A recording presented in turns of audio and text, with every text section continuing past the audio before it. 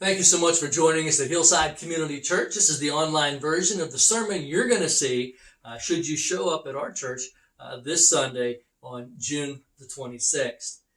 Today we wrap up our series on how to deal with difficult people. Paul is going to talk about the most important emotion to God, and unfortunately it's that same emotion that's most distorted by man. It's the action of love. Here is the outline for today's lesson. If you want to hit pause and write those things down, we'll go ahead and fill those in as we go along. My wife, Beth, and I have been blessed with two incredible sons, Randy Jr. and Jared. Now, please note, I said incredible, not perfect. There have been numerous times when these two guys were the most difficult people in our lives. But if you've had children, you know what I'm talking about. There's seasons of life. First, as infants, that's our newest, that's our first granddaughter, the newest member to our family. That's Riley. And as an infant, she needs absolutely everything. You need to do everything for her. That's the season that she's in. Now, as toddlers, those same children, they need protection. Oftentimes they are doing things that I wouldn't exactly call safe, but that's our goal. That's our job. That's our responsibility. And then they turn into young adults. And as young adults, they need your advice. And I'll be honest, I'm blessed that my two sons come to Beth and I, even today, looking for help, advice on major decisions in life. It's very rewarding, to say the least. But when these same children are teenagers, well, it's like they've got it all figured out. They rarely think that they need anything. Well, it's in this season of life, as parents, you often find it hard to be around them, let alone love them. Believe me when I tell you that these two boys, they tested our patience, our mental health, and at times, even my sanctification. But we expect that from teenagers. Teenagers can be, at times, the most difficult people in your life, especially when they share your last name. But regardless of how difficult these guys can be, I love my boys. We spend a lot of time on the golf course. That's my two boys here. This third guy over here, his name's Kurt. He's like a third son to me. We spend a lot of time with him as well. And we do. We love them all. And it's an encouraging a thing whenever they love you back. And we are in an incredible season of life. And when it comes to their mom, well, Beth is a rock star when it comes to loving her boys. See, the truth is, you and I are going to encounter difficult people in our lifetime that are just like a teenage son or daughter. They're going to require us to have a supernatural response as opposed to our natural reactions. And this type of person is often the person that deserves the love the least, but they are the people that need love the most. And that is the truth that we find in Romans chapter 13. When we wrap up this series today, the one supernatural action that's the most important when dealing with difficult people is the supernatural action of love. Now, when Jesus came into the world, he gave his followers a new command. We see this in John chapter 13, verse 34. I have it on the screen there for you. It says that Jesus said, a new commandment I give you, that you love one another, even as I have loved you. That you also love one another. That new command radically transformed Jesus' first century followers. And to be honest, the world had a hard time wrapping their head around it. They couldn't believe it.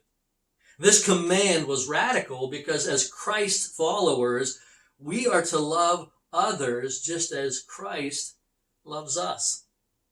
This is a sacrificial love, a love that even reaches out to those abrasive, irritating, button-pushing, difficult people in our lives.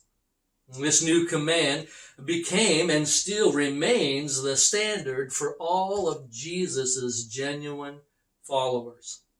So you see that Jesus did it for us, and now he commands that we do it for others.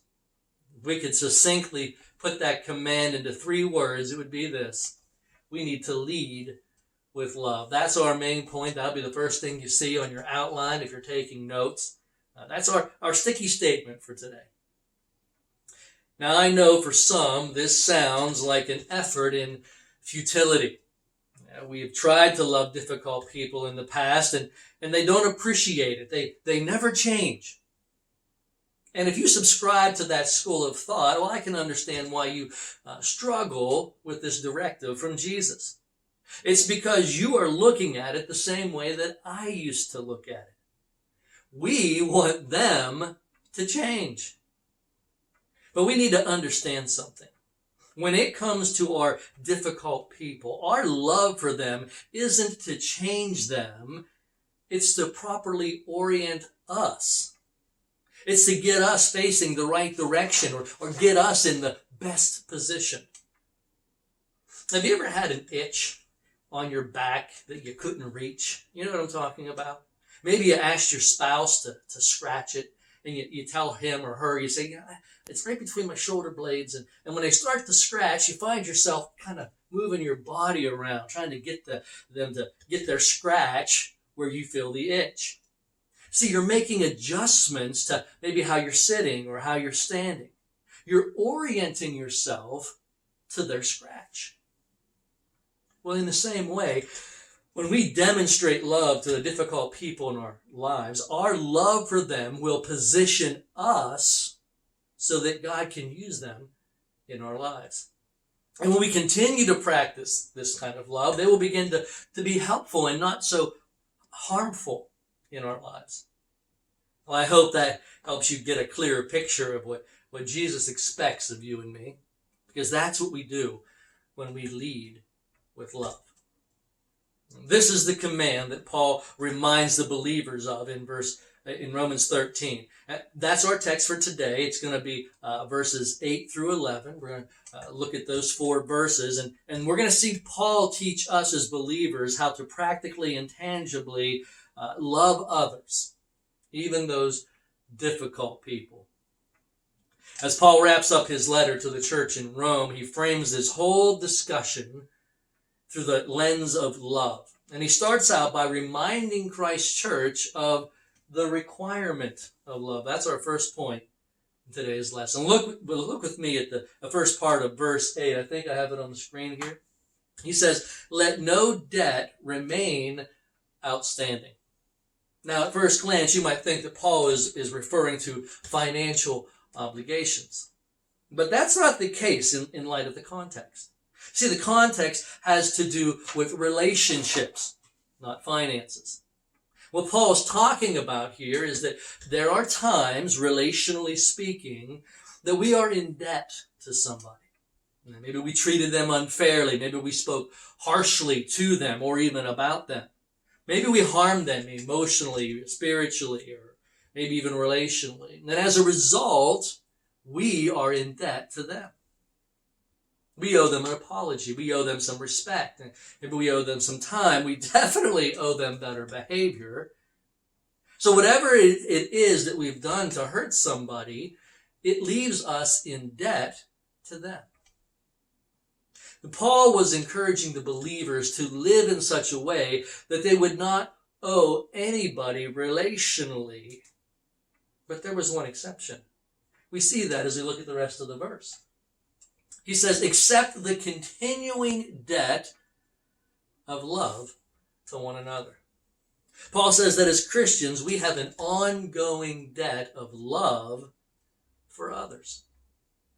See, unlike our financial debts where we try to pay them off and just be done with them, Paul is telling us that the debt of love should always be present and never cease to be owed. In other words, while it's a debt that will never end, we can't afford to miss a payment. I had a friend named Doug when I worked at the prison, and one day we decided to step out of the penitentiary for lunch. We went down to a local restaurant. He drove, and we had our food. And when the bill came, it was time to pay. It dawned on me that I had left my wallet in my car, and because he had drove, I didn't have it. Typically, you don't take your wallet or any money inside the penitentiary. So Doug just paid for both, and he never said anything about it. Now, if that's ever happened to you, you know the feeling that comes over you when you hear what I'm about to say. Every day after that, when I would see Doug, the first thing that entered my mind was, I owe him money for that lunch. Even though Doug never asked for the money, I owe was the first thing that came to my mind every time I saw him. If that's happened to you, you know what I'm talking about. Well, Paul wants every believer to think the exact same way. Every time we see somebody, the first thing that should come to our mind is that I have a great debt to pay. I owe them the love of Jesus. Now here's the sticking point for many of us. We owe this to everyone. That's right. Those inside and outside the church, people that we like, people we don't like, those who we agree with and those that we don't agree with, those who look like us, those who don't look like us, people we get along with, and yes, even those people that rub us the wrong way. And we know this to be true because of how Paul concludes this verse. Look at the end of verse 8. It says, "For he who loves his fellow man has fulfilled the law." In the Greek, that word, fellow man, simply means one of a different kind. This word was used to describe somebody who was very different from you. They could be different in opinion, maybe personality, their mannerisms. They've got a different background and history, maybe a different race. And believe it or not, it could be, they might even be different in their politics. I know that sounds crazy. Seriously. Paul's point was this. He says, love the you next to you, even if that you is not like you. Now that's not in your notes, but that might be something you scribble down on a piece of paper, stick it on your refrigerator, someplace where maybe that is a reminder of the mindset that we need to have as we go out into the world every day. See, that is the requirement of love. That's what fulfills the law. That's what Jesus said in Matthew chapter 22. He says, you need to love the Lord your God with all your heart, with all your soul, with all your mind. This is the first and greatest commandment. And then he said that the second is like it. Love your neighbor as yourself. Well, that sounds pretty easy. But then in verse 40 he says this, all the law and the prophets hang on these two commandments. Love God and love others. You see, if we love God with all our heart, soul, mind, strength, and love our neighbors as Christ loved us, that's when we meet the requirement of love. And we do that when we lead with love. Now, the second thing that Paul talks about is the responsibility of love. We see this in verse 9 and following. While Paul may have assumed that his readers of his letter had a love for God, he wanted to make sure that they understood the incredible importance of having a true love for others. He addresses this in verse 9 when he lists some of the relational commands listed in the original 10 commandments. I have that verse here on the screen. He says that you shall not commit adultery, you shall not murder, you shall not steal, you shall not covet. Now, when you look at those are all relational commands. And when we truly love others, we will keep from breaking these relational commands. You see, every time we break these commands, we do so at the expense of another person. True love for your spouse will prevent you from committing or condoning adultery. True love cannot murder. True love cannot take another person's possessions. True love does not hunger for another person's blessings. See, all of those actions mentioned are actions that create a victim. And just in case there was that one guy that tried to make an exception, Paul closes out verse 10 by saying this. He says, and whatever other command there may be are all summed up in this one command. Love your neighbor as yourself.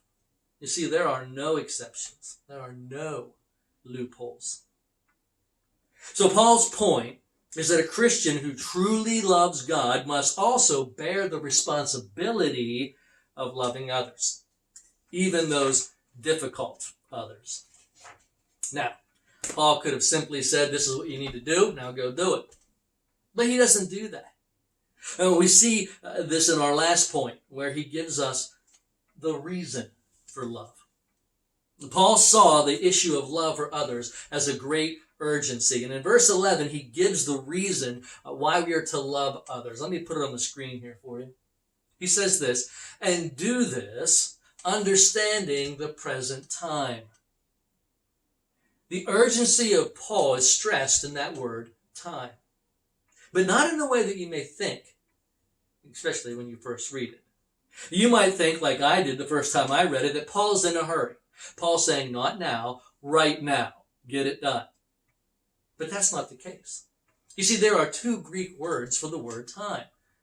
One word would emphasize chronological time. In fact, that's where we get our English word, chronological. And when you read the next few words that say, the hour has already come, well, you automatically think he's referring to chronological time. Things like hours, days, weeks. But the other Greek word for time, that's the word that he uses here, it's a word that refers to the quality or the kind of time. So literally, Paul wrote the urgency in light of the kind of times we are living in. That's a big difference from chronological time.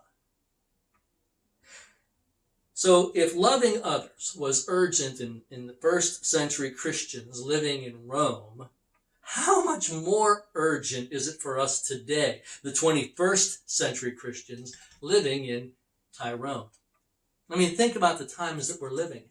Things are downright crazy. And when we look around, and we don't have to look far, we read about sex trafficking, increased crime, moral and sexual depravity, and it's getting worse. Is not love needed now more than ever? Well, Paul continues with this train of thought in verse 11. Look with me at that verse. He says, the hour has already come for you to wake up from your slumber, because our salvation is nearer now than when we first believed. I recently had a visit with my older brother, and the conversation was the subject of growing older. Now, while I don't see myself as old, most people don't, clearly I am closer to seeing my salvation in Christ come to fruition than I was just 10 years ago.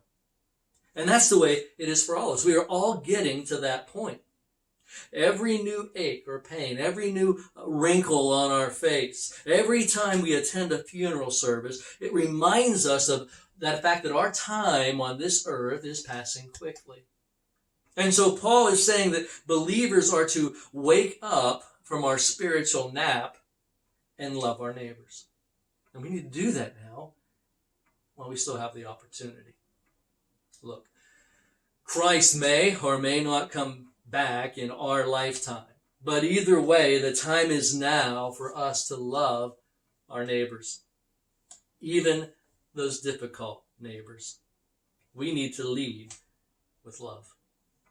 So because this is true, what should you do? Well, we need to be decisive. Now, I'm sure you've heard the statement that love is a choice. Well, that's true. See, love is not a feeling. Love is a decision. And as Christ followers, we have to choose to love. You and I have to decide to have that supernatural response instead of a natural reaction. It's like loving my teenage boys. There were some days that that love was more forced than others. And don't you judge me, because if you've got teenagers or have had them, you know exactly what I'm talking about. I loved them, but at that time I didn't like them. You know what I mean? But see, here's why. Love doesn't just happen. It doesn't. In fact, love doesn't just happen even when you find Jesus. And you know I'm right. You see, if true love just happened, if love was not a decision, well, then we wouldn't need laws. I mean, think about it. You would never do anything mean to anybody else, so there would be no laws needed. And if that were the case, well, we would not be commanded to love repeatedly by God in His Word. But if we're honest, this is not easy. In fact, I believe it's one of the hardest things to do.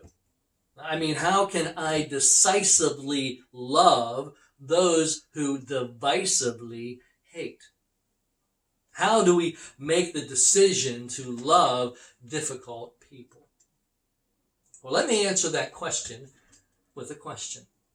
A question that, if answered, could change your life. It could change your family. It could change your neighborhood. It could change your school, maybe even where you work. And I think if enough of us did it, we could even change the world. Here's the question. What does love require of me? Now, Paul answers this question in 1 Corinthians 13. We often refer to it as the love chapter. It's very familiar. And in these several verses, he lists 7 don'ts and 8 do's. Listen as I read through them. He's describing love. He says, love is patient. Love is kind. It does not envy. It does not boast. It's not proud. It does not dishonor others. It's not self-serving. It's not easily angered. It keeps no record of wrongs. Love does not delight in evil. It rejoices in truth.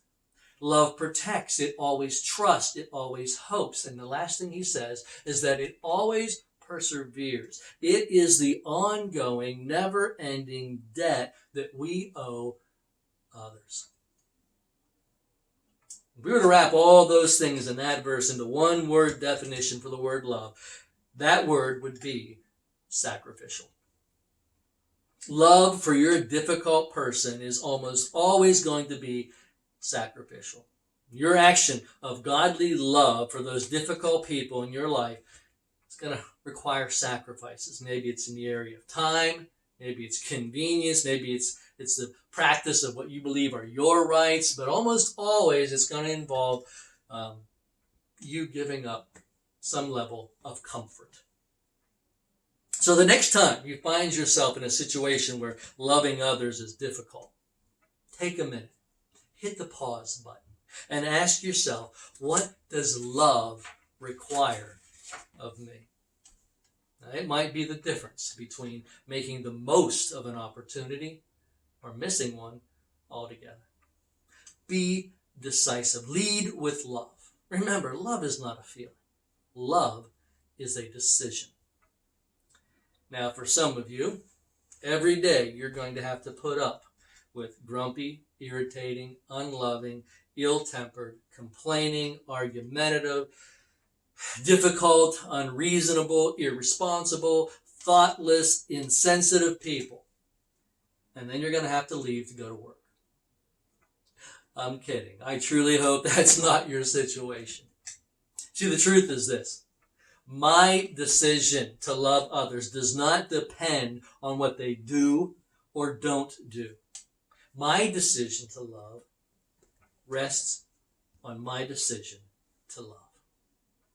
That's it. When we love others, we will orient ourselves in a way that our difficult people will not be as harmful. In fact, they might even become helpful in our lives. Who knows? God may use your love to change your difficult person into somebody who, by your love for them, learns how to love as well.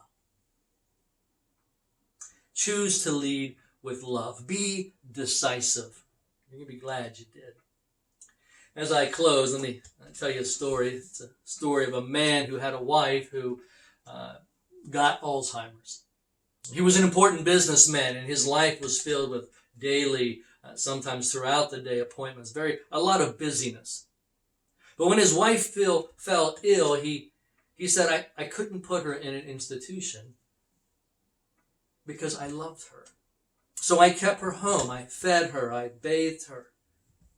Well, this new role in life for this businessman changed him. He said, I became more human. And then he shared this experience. One night, in the middle of the night, his wife woke up. She woke him up, and she had come out of this fog of Alzheimer's just for a moment. And as she was out of that fog, she said, darling, I just want to say thank you for all you've been doing for me. And then she slipped back into the fog.